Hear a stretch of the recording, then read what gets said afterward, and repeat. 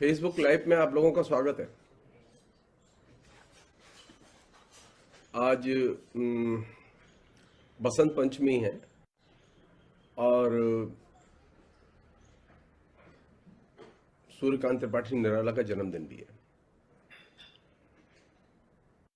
हम लोगों ने आज बातचीत का जो विषय रखा है वो आज का भारत और निराला।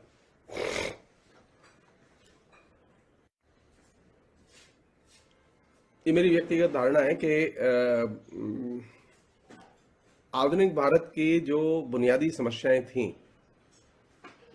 उनको जितनी बारीकी से निराला समझते थे अपने युग के कवियों में, वो अपने आप में एक बहुत ही महत्वपूर्ण चीज थी। ये संयोग की बात थी कि निराला के साथ में जो लोग थे उनके कंटेम्प्रेरी प्रसाद, पंत, महादेवी, वो लोग भी भारत को बहुत अच्छा समझते थे और भारत की समस्याओं से वाकिफ थे। मैं यहां सिर्फ दो बड़ी समस्याओं का जिक्र करना चाहूंगा आज के भारत के संदर्भ में, और ये बातचीत सिर्फ उसी पर फोकस रहेगी। इसमें पहली समस्या तो चूंकि मैं साहित्य का विद्यार्थी हूं, ये सारी बातें साहित्य के ही दृष्टिकोण से की जाएंगी। आज के भारत की और खासतौर पर हिंदी की जो समस्या है वो ये है कि हिंदी में एक बड़ा वर्ग, पहले था बहुत छोटा वर्ग, हिंदी में एक बड़ा वर्ग तैयार हो गया है जो कि आलोचना को आलोचना विधा की तरह नहीं देखता या आलोचना को आलोचना विधा की तरह नहीं जानता।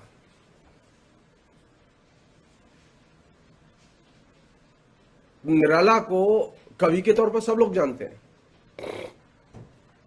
लेकिन निराला बहुत अच्छे आलोचक भी थे और साहित्य के आलोचक थे। इसकी चर्चा बहुत कम लोग करते हैं।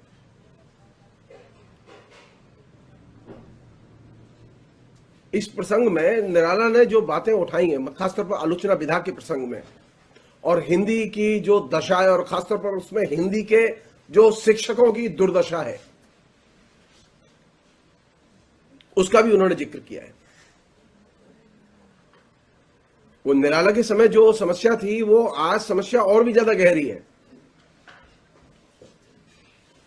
लोगों को लगता है कि वो रामचंद्र शुक्ल का जमाना था तो आलोचना बहुत उच्च कोटि की होगी, हिंदी के विभागों में बहुत उच्च कोटि की चीजें पढ़ाई जाती होंगी। जी नहीं, ऐसा नहीं था।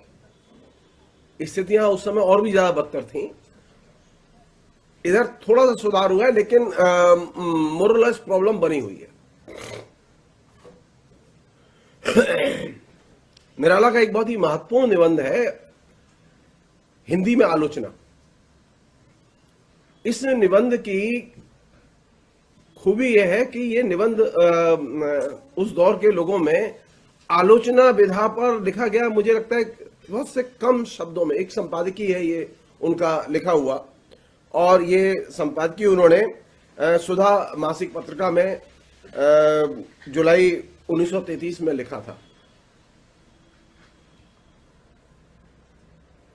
उसमें जो समस्याएं उठाई गई, जो कि आज के भारत की ज्वलंत समस्याएं हैं, आज के भारत की दो बड़ी ज्वलंत समस्याएं मेरी नजर में, राजनीति में हिंदू मुस्लिम विद्वेष और टकराव की समस्या, और साहित्य में आलोचना को एक विधा के रूप में न देखने की समस्या। ये दो केंद्रीय समस्याएं हैं। अगर हमारे यहां लिटरेरी क्रिटिसिज्म या साहित्य की आलोचना साहित्य के मानकों और नियमों को ध्यान में रख के होने लगे, ठीक से लोग आलोचना को ठीक से पढ़ने और लिखने लगे, समझने लगे, तो साहित्य की बहुत सारी मुश्किलें कम हो जाए। उसी तरह समाज में अगर राजनीति में खासतौर पर हिंदू मुस्लिम टकराव की बातें हम छोड़ दें तो हिंदुस्तान की 50% से अधिक राजनीतिक समस्याएं खत्म हो जाए। तो आज का भारत के संदर्भ में दो बड़ी चुनौतियां, एक साहित्य की और एक समाज की और मजेदार बात यह है कि इन दोनों चुनौतियों के उत्तर निराला साहित्य के जरिए खोजते हैं। पहले हम आलोचना की बात करें। निराला कहते हैं कि जो लोग आलोचना को बहुत कैजुअली लेते हैं, ये पंक्ति उनके लिए। आलोचना, हिंदी में आलोचना नामक निबंध की शुरुआत निराला एक ओपनिंग जो सेंटेंस है उसका, वो बहुत महत्वपूर्ण सेंटेंस है। वो कहते हैं कि आलोचना साहित्य का मस्तिष्क है। हमारे यहां तो आलोचना साहित्य का मस्तिष्क है और आलोचक जो है वो बहुत महत्वपूर्ण है, ये चीज मानने वाले लोग हैं ही नहीं अभी।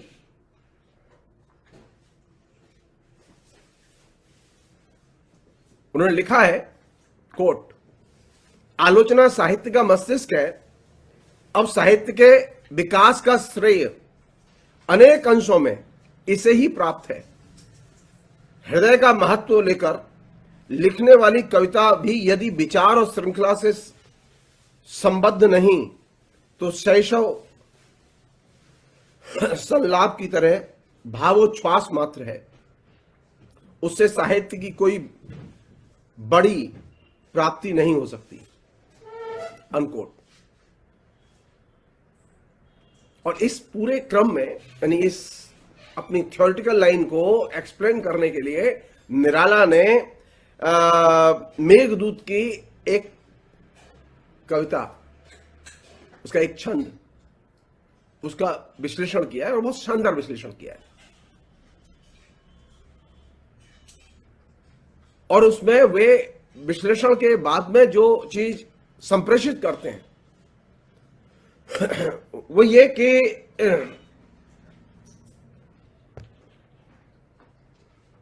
काव्य के विकास का बहुत ही महत्वपूर्ण कारक है आलोचना।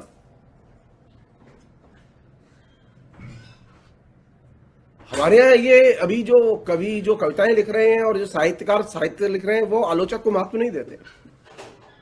निराला इस चीज को समझते थे और निराला इसकी आलोचना की ताकत को समझते थे। वो लिखते हैं और बहुत ही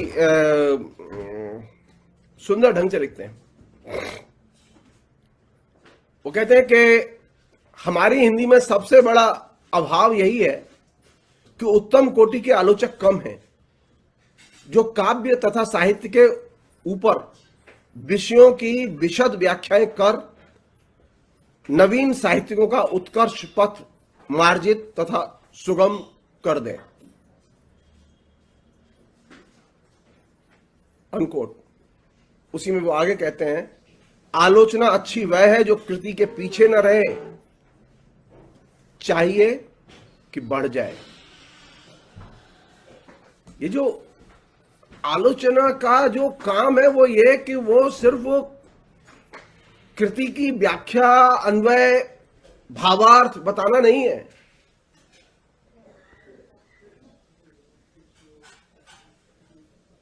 बल्कि आलोचना का काम यह है कि वो नए नए विषयों की खोज करे और नए लेखकों को वे नए विषयों पर लिखने के लिए प्रेरित करे। अब इसकी जो सबसे बड़ी जो जिसे कहें कि बाधा निराला के यहां जो देखी गई, जैसे कायदे से बताया जाना चाहिए, हिंदी के अध्यापक नहीं बताते। निराला ने इसी आलोचना में हिंदी के शिक्षकों को टारगेट किया है जो उन दिनों पढ़ाते थे। निराला ने लिखा है, कॉलेजों में हिंदी लेकर एमए पास करने वाले विद्यार्थियों के कर्ण कुहर अध्यापक महोदयों के अद्भुत समालोचन स्वर से मोरी के मुख, मोरी नाली, मोरी के मुख की तरह साहित्य और काव्य विज्ञान से भरते रहते हैं। वह मैले कानों से चलकर हृदय पर जमता है और उनके जीवन तक नहीं छूटता। सत साहित्य और परिपक्व विचारों की वहीं समाप्ति हो जाती है। ऐसी भारतीय शक्ति के लिए वाहन बनकर वे बाहर निकलते हैं। ये जो हिंदी के जो एमए करते हैं विद्यार्थी और जो हिंदी को पढ़ाते हैं एमए के विद्यार्थियों को, अगर आप इसको ध्यान से देखें, वो कैसे पढ़ाते हैं? मोरी के मुख की तरह, नाली के मुख की तरह। जैसे नाली में जो है एकदम कचड़ा जाता है,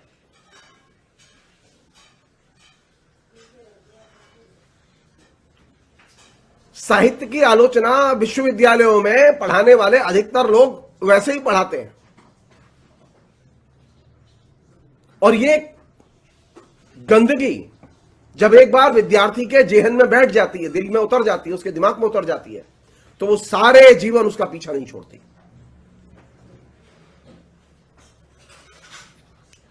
निराला अच्छी तरह से जानते थे कि हिंदी के जो शिक्षक हैं, जो एमए की क्लासेस को पढ़ाते हैं, वो कैसे थे। हमारे एक पूरा ग्रुप है जो कि इस बात का निषेध करता रहा है कि पश्चिम की आलोचना नहीं आनी चाहिए हमारे यहां। तो हम तो भारतीय हैं, हमारा भारतीय दिमाग है, हमारे यहां भारतीय परंपरा है, हमारे यहां आलोचना भारतीय होगी। लोकलिज्म की डिमांड आलोचना में बहुत है और ये रिएक्शनरीज का सबसे बड़ा गढ़ है। उसी निबंध में निराला इस तरह के लोगों को और इस तरह के विचार व्यक्त करने वाले लोगों को निशाना बनाते हैं और वो कहते हैं कि आलोचना का सार्वभौम विकास आज हमारे साहित्य के लिए जरूरी हो गया है। आलोचना कैसी होनी चाहिए? यूनिवर्सल। जो फ्रांस में आलोचक पढ़ रहा है और साहित्य का विद्यार्थी पढ़ रहा है, वही चीज हिंदी का विद्यार्थी और आलोचक पढ़े। जो अमेरिका में आलोचना लिखी जा रही है, वही आलोचना हिंदी का विद्यार्थी पढ़े और लिखे। और हमारे यहां तो बिल्कुल एकदम अनटचेबल भाव से हम लोग तो भारतीय हैं।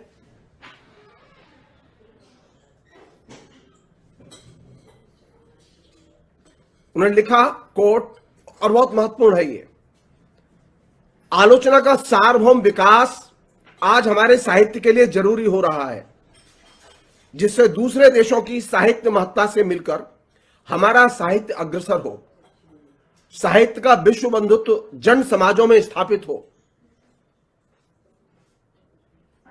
हम दूसरे देशों के साहित्य से व्यावसायिक आदान प्रदान की तरह अपने भावों का भी परिवर्तन कर सकें। जिस भारतीयता, यानी जिसकी अब चर्चा करते रहते हैं लोग के, विदेशी आलोचना नहीं चलेगी, विदेशी विचार नहीं चलेंगे, हमें देसी विचार चाहिए, एकदम लोकल विचार चाहिए। और इस तरह की बात कहने वाले वे लोग हैं जो कि मोरी की तरह साहित्य पढ़ाते रहे हिंदी के विभागों में।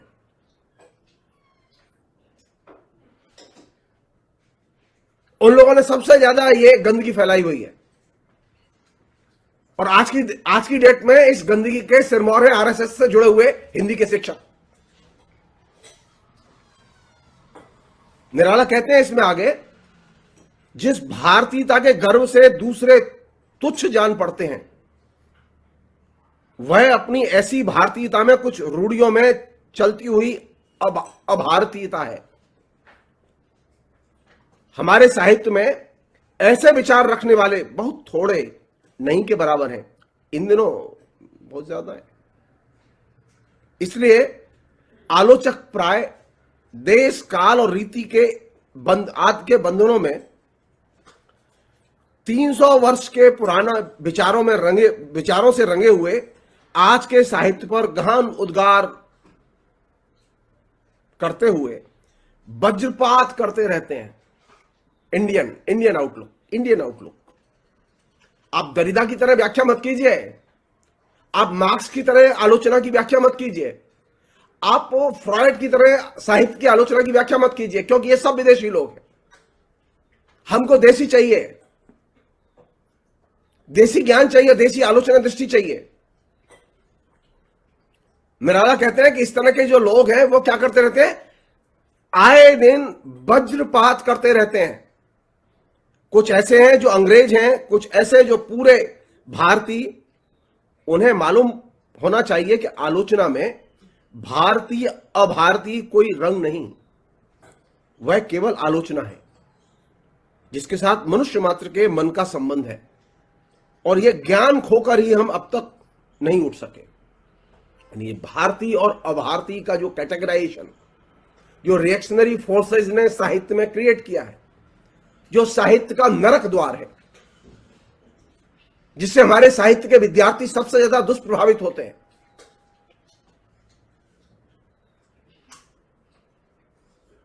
आलोचना को सिर्फ आलोचना कहते हैं, न वो पश्चिमी होती है, न वो देसी होती है, न भारतीय होती है, न अभारतीय होती है।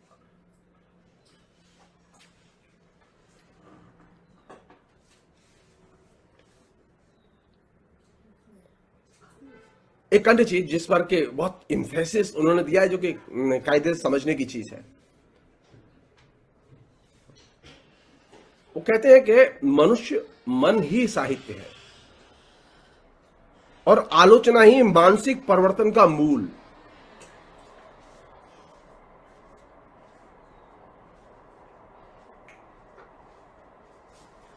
और जो हिंदी का जो आलोचनात्मक परिदृश्य है, उस आलोचनात्मक परिदृश्य को देखकर निराला का गुस्सा देखने लायक है। निराला कहते हैं, हिंदी का आलोचनात्मक वर्तमान साहित्य देखकर किताब फाड़कर फेंक देने की तबीयत होती है। वह मानवीय मन से इतनी दूर है, इतना स्थूल, इतना जड़ है, अभी उसमें बड़ी उन्नति की आवश्यकता है। निराला को तो अभी फाड़ देने की इच्छा करती है। अभी तो स्थिति है कि जो आलोचना लिख रहे हैं उनको भी फाड़ देने की इच्छा करती है। यह बात मैं इसलिए कह रहा हूं कि हिंदी की आलोचना में तमाम साहित्यिक पत्रिकाओं ने और खासतौर पर हिंदी के शिक्षकों ने साहित्यिक व्याख्या के नाम पर आलोचना जेनर की जिस तरह से राष्ट्रीय स्तर पर हत्या की है, उसने पूरे के पूरे मानसिक विवेक और विकास की संभावनाओं को दुष्प्रभावित किया है। और यह एक दिन की बात नहीं है, यह अचानक नहीं घटा।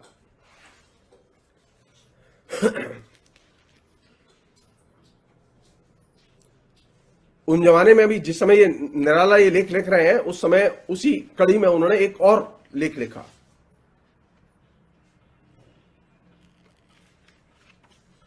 साहित्य में समालोचना। और यह लेख सुधा मासिक पत्रिका के अक्टूबर 1934 के अंक में छपा, एडिटोरियल के तौर पर।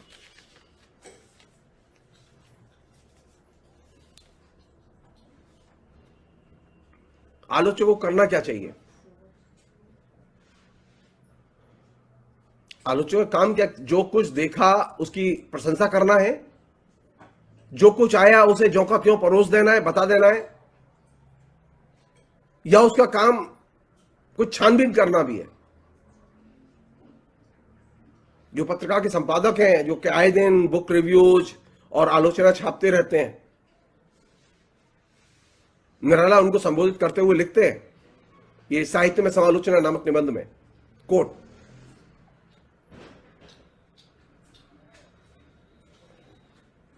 प्रतिदिन लेखक जिस नव साहित्य की सृष्टि करता है उसे छानकर उसके तत्व को पाठकों के सम्मुख रखना आलोचक का काम है। ऐसी दशा में आलोचना को, यानी पहला काम क्या है उसका, कि जो कुछ साहित्य सामने आ रहा है नए लेखकों के द्वारा लिखा गया,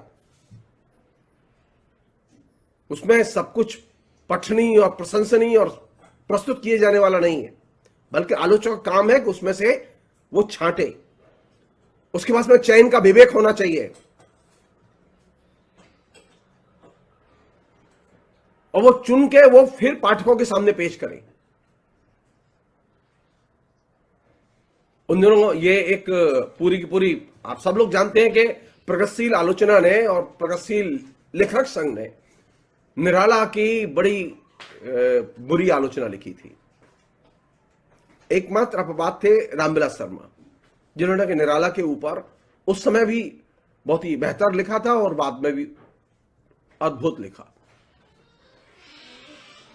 ज्यादातर जो प्रगतिशील आलोचक थे वे निराला की कविता पर आए दिन हमले करते रहते थे, तो निराला पर हमले करते रहते थे।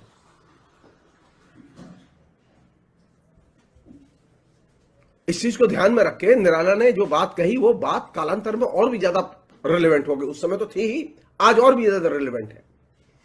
उन्होंने कहा कि आलोचना को यदि पार्टी प्रोपेगेंडा का एक उपाय मात्र बना लिया जाए तो कहना ना होगा साहित्य की उन्नति में भयंकर बाधा पहुंचेगी। साहित्य और समाज के प्रति अपने महान उत्तरदायित्व को समझ आलोचक को दलबंदी या वैयक्तिक ईर्ष्या द्वेष किंवा उसके प्रतिकूल भावों को पहले हृदय से निकाल देना होगा। अतिशयोक्तिपूर्ण निंदा व प्रशंसा साहित्य, अतिशयोक्तिपूर्ण निंदा व प्रशंसा साहित्य के लिए दोनों ही घातक हैं, अनकोट। यानी एक तरफ खतरा था वह जो कि पार्टी लाइन पर लिखा अभी चल रहा है, अभी प्रगतिशीलों में भी पार्टी लाइन पर लेखन चल रहा है, इधर आरएसएस वालों की भी पार्टी लाइन पर लेखन चल रहा है। और ये दोनों ही प्रवृत्तियां साहित्य की आलोचना के लिए, साहित्य के लिए एक तरह से जहर की तरह हैं। और साहित्य के लिए खतरनाक वे लोग भी हैं जो फेसबुक पर आए दिन रद्दी से रद्दी चीजों की अतिशयोक्तिपूर्ण प्रशंसा करते रहते हैं। साहित्यिक पत्रिकाओं में रद्दी से रद्दी किताबों की एकदम भूर भूर प्रशंसा आती रहती है। या फिर वे लोग भी खतरनाक है जो कि सिर्फ निंदा करते रहते हैं। तो साहित्य की आलोचना का विकास कैसे हो? हमारे यहां है ऐसे लोग हैं जो ये कहते हैं कि हमने इतनी थोक के हिसाब से आलोचना लिखी है, और देखो दैनिक जागरण में हमारे लेख छप रहे हैं, दैनिक जनसत्ता में हमारे लेख छप रहे हैं, दैनिक हिंदुस्तान में हमारे लेख छप रहे हैं, हमने टनों साहित्य की आलोचना लिखी। ये जो विभिन्न पत्र पत्रिकाओं में, दैनिक अखबारों में जो छपने वाली टनों आलोचना थी, जो आज भी है, उस आलोचना को निराला आलोचना नहीं मानते।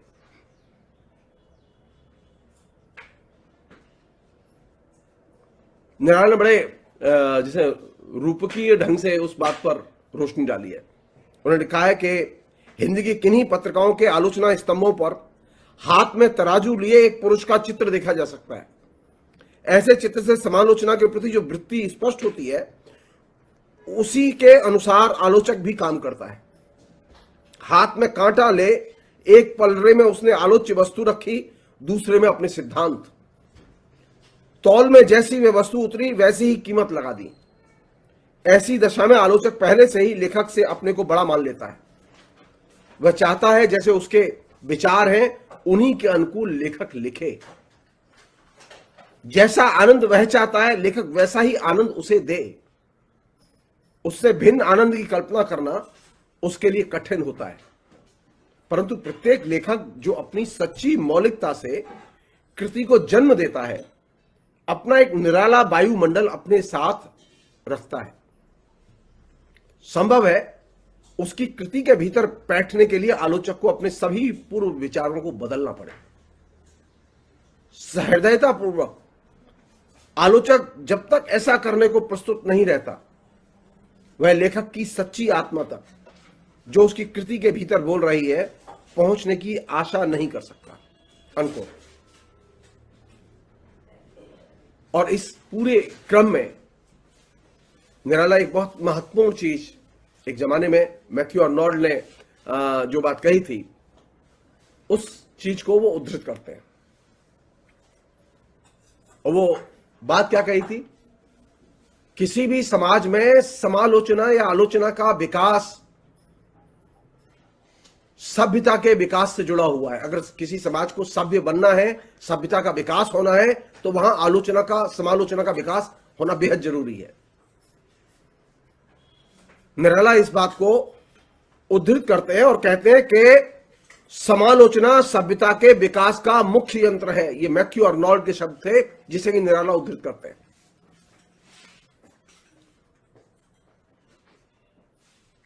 वह कहता है मैथ्यू अर्नोल्ड वह कहता है संसार में जो सबसे अच्छा जाना या सोचा गया है, समालोचना को उसका प्रचार करना चाहिए।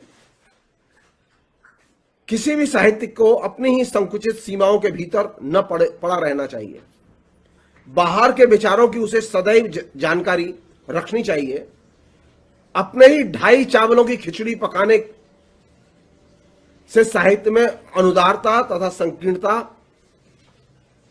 अवश्य आ जाएगी। हमारे यहां जो इतना जो लोकलिज्म है और संकीर्णतावाद है, उसका एक बड़ा कारण यह है कि हम अपने ही साहित्य को विश्व का महान साहित्य मानते हैं और विश्व के साहित्य को पढ़ते ही नहीं है, विश्व की आलोचना को पढ़ते ही नहीं। आपको हिंदी के आलोचकों में मैं 10 का एक नमूना बता रहा हूं। आचार्य रामचंद्र शुक्ल पर जब रामविलास शर्मा ने पुस्तक लिखी, आलोचना की, शिवदान सिंह चौहान जो अंग्रेजी पढ़ाते थे और हिंदी के बड़े आलोचक थे, तो उन्होंने बिल्कुल गाली की भाषा में लिखा कि रामचंद्र शुक्ल पर जो रामविलास शर्मा ने जो आलोचना लिखी है, वो आलोचना नहीं है, वो समाजशास्त्री दृष्टिकोण से लिखी गई किताब है। गोया समाजशास्त्री दृष्टिकोण कोई बहुत ही थर्ड ग्रेड चीज हो। तो हमारे यहां जो आलोचना के विभिन्न जो रूप हैं, विभिन्न जो एरिया है, उनमें एक सोशियोलॉजी ऑफ लिटरेचर भी है। अब आप सोचिए कि शिवदान सिंह चौहान जैसा बड़ा आलोचक इस चीज को जानता ही नहीं था, या जानता था तो वो गाली की तरह उसका इस्तेमाल कर रहा था।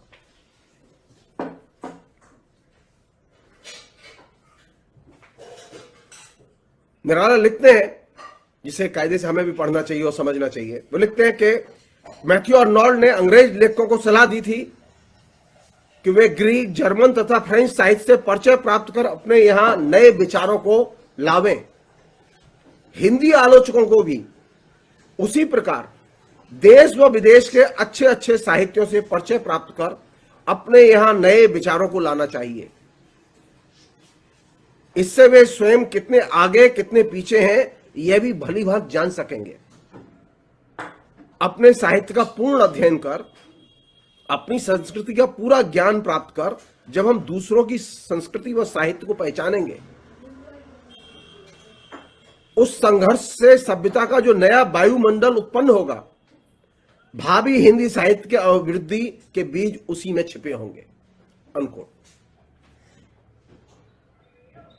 हमारे यहां तो हालत यह है कि आपको पश्चिमी आलोचना या पाश्चात्य काव्य शास्त्र जिसे हम लोग कहते हैं, पाश्चात्य काव्य शास्त्र पढ़ाने वाले आपको लोग ही नहीं मिलेंगे।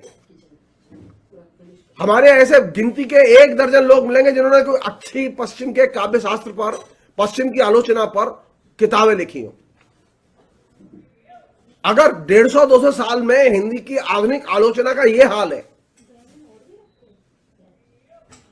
तो हम उसकी दुर्दशा की कल्पना कर सकते हैं जो हिंदी विभागों में पड़ी हुई है। हिंदी के विभाग और हिंदी के विद्यार्थी पश्चिम के साहित्य और पश्चिम की आलोचना, पश्चिम के नए विचार, उनको देखकर वैसे ही बिदकते हैं, किनारा कसी करते हैं, गोया में बिगड़ जाएंगे। निराला ने जो बात कही वो ये कि हमें आलोचना में सार्वभौम दृष्टिकोण से काम लेना चाहिए और आलोचना को आलोचना की तरह से देखना चाहिए। इसमें हम पश्चिमी और भारतीय या भारतीय और अभारतीय का वर्गीकरण लागू न करें। अब दूसरा प्रसंग है जिस पर के 2-1 बातें कहनी बेहद जरूरी है। वो ये है कि राजनीति में ये जो हिंदू मुस्लिम विद्वेष की समस्या एक बड़ी समस्या के तौर पर सामने आई है। जिस तरह से आलोचना का क्षय हुआ है, उस तरह से राजनीति का भी क्षय हुआ है। आलोचना का क्षय हुआ है साहित्यकारों और साहित्य के पढ़ाने वाले शिक्षकों की वजह से, और राजनीति का क्षय हुआ है राजनीतिज्ञों की वजह से, क्योंकि वहां हिंदू मुस्लिम विद्वेष एक प्रधान विषय है।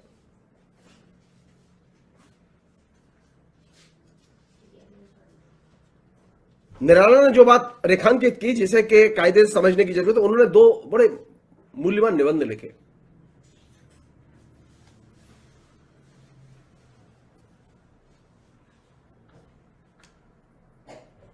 उनका एक निबंध था साहित्य की समतल भूमि। और दूसरा निबंध था जो बहुत मूल्यवान था, मुसलमान और हिंदू कवियों में विचार साम्य। ये दो निबंध हिंदुस्तान की और हिंदुस्तान के अंदर हिंदी विभागों में चल रही जो पॉलिटिक्स है, लगातार प्रेशर है, मुस्लिम कवियों को मत पढ़ाओ, मुस्लिम लेखकों को मत पढ़ाओ,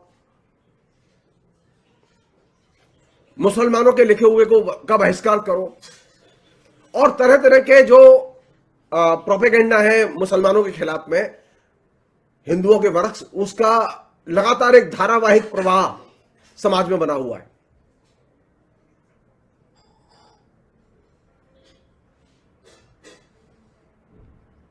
निराला ने अपने उस निबंध में, मुसलमान और हिंदू कवियों में विचार साम्य नामक निबंध में, ये होता है वो, ये जो कहते हैं बार बार, अभी एक पूरा वर्ग पैदा हो गया और एक पूरा वर्ग का जो मीडिया गैंग पैदा हो गया ये समझाने के लिए कि मुसलमान का दिमाग अलग होता है, हिंदू का दिमाग अलग होता है, मुसलमान का दिल अलग होता है, हिंदू का दिल अलग होता है, जो गलत है। नारायण लिखते हैं उस निबंध में, हिंदू और मुसलमान दोनों जातियां ऊंची भूमि पर एक ही बात कहती हैं। इस लेख में हम यही दिखलाने की चेष्टा करेंगे, साथ ही हमारा यह भी विश्वास है कि जब तक हिंदू और मुसलमान इस भूमि पर चढ़कर मैत्री की आवाज नहीं लगाएंगे, तब तक वह स्वार्थजन्य मैत्री, स्वार्थ में धक्का लगने तक की ही मैत्री रहेगी। वैसे ही मैत्री जैसी ब्रिटिश सिंह और भारत गऊ की हो सकती है। हमारे यहां जो हिंदू मुस्लिम मित्रता है ना, जिसका कि बीच बीच में चुनाव में एक पक्ष इस्तेमाल करता है, दूसरा पक्ष एकदम दूसरे तरह से इस्तेमाल करता है।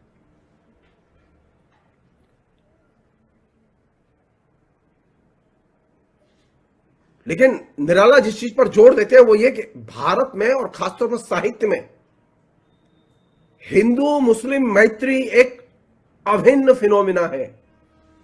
इसे समझने की जरूरत है। साहित्य की यह भूमिका है कि वो हिंदू मुस्लिम मित्रता के सवाल को केंद्रीय प्रश्न बनाए।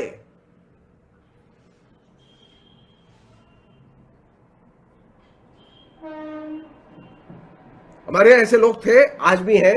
जो चीज बनी हुई है भारत की हिंदू मुस्लिम जो समस्या है, उसके अलावा जो सबसे बड़ी समस्या है वो क्या है? एजुकेशन की, शिक्षा की।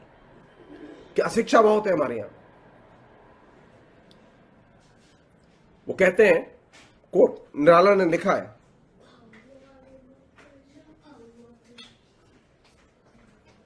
भारतवर्ष में जो सबसे बड़ी दुर्बलता है वह शिक्षा की है। हिंदू और मुसलमानों में विरोध के भाव दूर करने के लिए चाहिए कि दोनों के उत्कर्ष का पूर्ण रीति से ज्ञान कराया जाए। परस्पर के सामाजिक व्यवहारों में दोनों शरीक हो, दोनों एक दूसरे की सभ्यता को पढ़ें और सीखें। फिर जिस तरह भाषा में मुसलमानों के चिन्ह रह गए हैं और उन्हें अपना कहते हुए हम किसी हिंदू को संकोच नहीं होता, उसी तरह मुसलमानों को भी आगे चलकर एक ही ज्ञान से प्रसूत समझकर अपने ही शरीर का एक अंग कहते हुए हिंदुओं को संकोच न होगा। इसके बिना, दृढ़ बंधुत्व के बिना दोनों की गुलामी के पास कट नहीं सकते, खासकर ऐसे समय जबकि फूट डालना शासन का प्रधान सूत्र हो। जब शासन हिंदू मुसलमान के नाम पर जनता में फूट डालने की कोशिश कर रहा हो, तो उसका सबसे महत्वपूर्ण तरीका, उसका सबसे बेहतर प्रत्युत्तर यही है कि हिंदू मुसलमानों की जो बेहतरीन चीजें हैं, उनके साहित्य की, उनके ज्ञान की, उनके जीवन की, उनकी संस्कृति की, उनको उभारा जाए और उसे कम्युनिकेट किया जाए। दोनों ही समुदायों में कम्युनिकेट किया जाए। हमारे यहां तो हालत यह है कि अब एक तरह से धारावाहिक प्रोपेगेंडा चल रहा है, एंटी इस्लाम, एंटी मुस्लिम, और इस प्रोपेगेंडा का अभी क्लाइमेक्स चल रहा है इन दिनों। यह आज प्रोपेगेंडा शुरू नहीं हुआ। यह प्रोपेगेंडा भारत के स्वाधीनता आंदोलन के समय में भी था। जब यह निबंध लिखा गया उस समय भी था। यह निबंध लिखा गया जो निराला ने, उस दौर में भी हिंदू मुस्लिम विद्वेष बहुत बड़ी समस्या थी।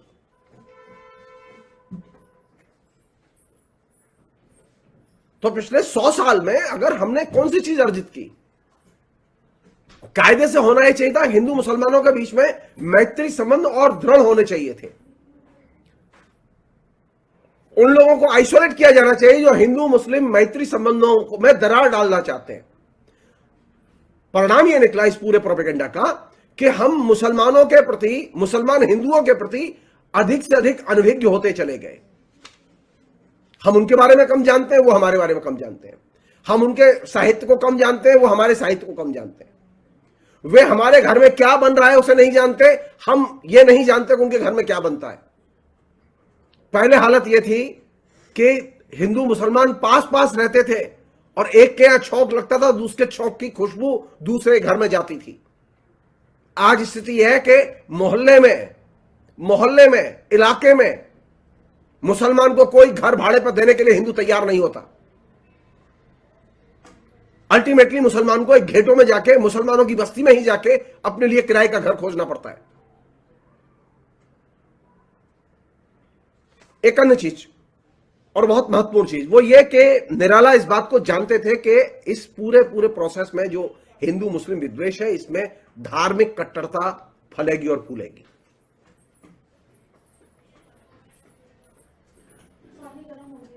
वो कहते हैं सामाजिक और राजनीतिक जटिल प्रश्नों की तरह भारत को धार्मिक प्रश्न का भी संतोषजनक उत्तर देना है। हमारे यहां तमाम कमजोरियों और संकीर्णताओं की जड़ में विविध धर्म भावनाएं ही हैं, खासकर हिंदू और मुसलमान धर्म में। उन्होंने बात बाकायदा पिन पॉइंट किया है। आर्य समाज द्वारा विचारों की व्यापकता को बहुत कुछ सहायता प्राप्त हुई है, पर जिस ढंग से वैदिक धर्म का प्रचार किया गया है उसमें कट्टरता प्रधान है। विचारवान धर्मों में सार भाग देखते हैं। सभी धर्मों के मूल तत्व मिलते जुलते हैं। आचारों के साथ धर्म के ऊंचे अंश का कोई संबंध नहीं। वेद के ज्ञान कांड के साथ मुसलमान, ईसाई, पारसी आदि अपने अपने धर्म के भीतर से सहमत हैं। वेद के मानी भी किसी पुस्तक विशेष के नहीं, वह ज्ञान रूप होकर सभी जातियों में सम्मिलित है। वेद माने विज्ञाने। वेद का मतलब नॉलेज, वेद का मतलब किताब नहीं, जैसा कि दयानंद सरस्वती ने प्रचार किया था। वेद को लेकर विवाद करने पर वेदज्ञों की ही मर्यादा नष्ट होती है। वेद अपने अर्थ में पूर्ण है, अनकोट। ये जो इस तरह की जो धार्मिक कट्टरता का जितना प्रचार समाज में होगा,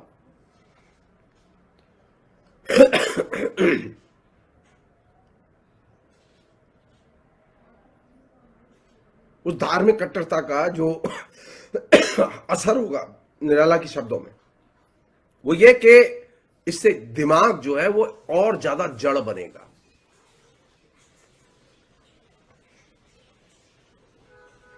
वो कहते हैं, उनका कोटेशन है और ये आखिरी कोटेशन, जिस तरह जड़ विज्ञान में सत्य का सार्वभौम निराश्रय ऐक्य मिलता है और सभी देशों को समभाव से उन्नयन करने का अधिकार, उसी तरह धर्म विज्ञान में भी, ध्यान रखिए, धर्म विज्ञान, वो रिलीजियस साइंस की बात कर रहे हैं, धर्म की बात नहीं कर रहे खाली। आजकल बड़े बड़े विचारवान ऐसे ही प्रयत्न में लगे हुए हैं, पर हमारे यहां धार्मिक कट्टरता ही प्रबल है। इसका परिणाम यह होता है कि कट्टरता का जड़त्व मस्तिष्क का विकास नहीं होने देता। अपने अनुकूल न होने पर धार्मिक तत्व झूठे जान पड़ते हैं। यह आत्मानुकूल तत्ववृत्ति बहुत बड़ी मानसिक दुर्बलता है। इसके कारण सभी रेखाओं से मनस शक्ति का विकास नहीं हो पाता। प्रहार करने वाली पशु वृत्ति बनी रहती है। धार्मिक कट्टरता क्या करती है? प्रहार करने वाली पशु वृत्ति पैदा करती है। मनुष्य सब देशों के साहित्य, समाज, राजनीति और धर्म का महत्व नहीं समझ पाता। प्रगति एक हद तक बंध ही रहती है। धार्मिक कट्टरता सारी दुनिया की प्रगति को समझने से रोकती है। और किस चीज का विकास करती है? पशु वृत्ति का विकास करती है। ये जो समाज में जो धार्मिक कट्टरता की जो लोग हिमायत कर रहे हैं, हिंदू धार्मिक कट्टरता की जो लोग हिमायत कर रहे हैं, इस्लामिक धार्मिक कट्टरता की जो हिमायत कर रहे हैं, वे असल में पशु वृत्ति का विकास कर रहे हैं।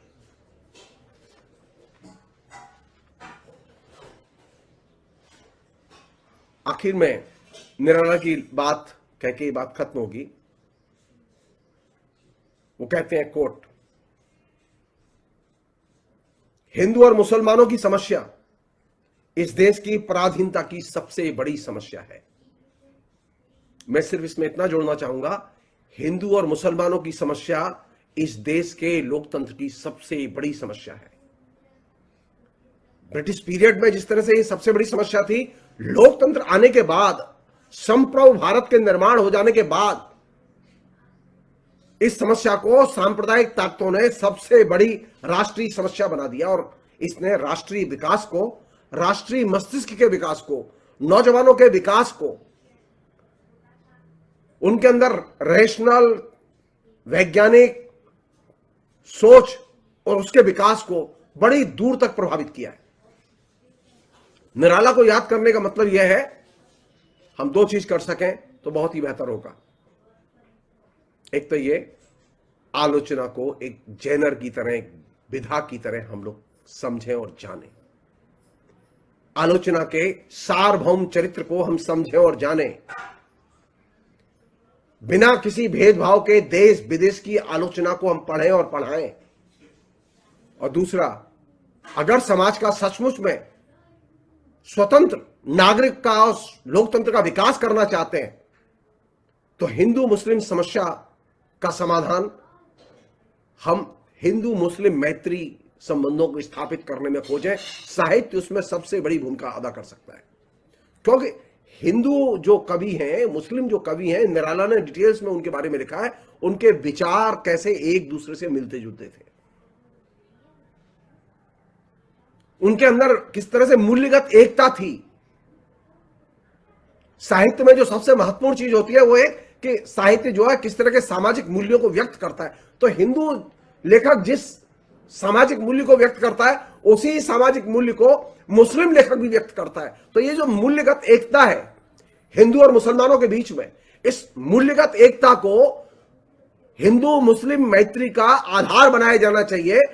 इससे हिंदुस्तान में धार्मिक कट्टरतावाद से लड़ने में मदद मिलेगी और लोकतंत्र मजबूत होगा। आज निराला के जन्मदिन पर और बसंत पंचमी पर बस इतना ही। बहुत बहुत शुक्रिया। Thank you.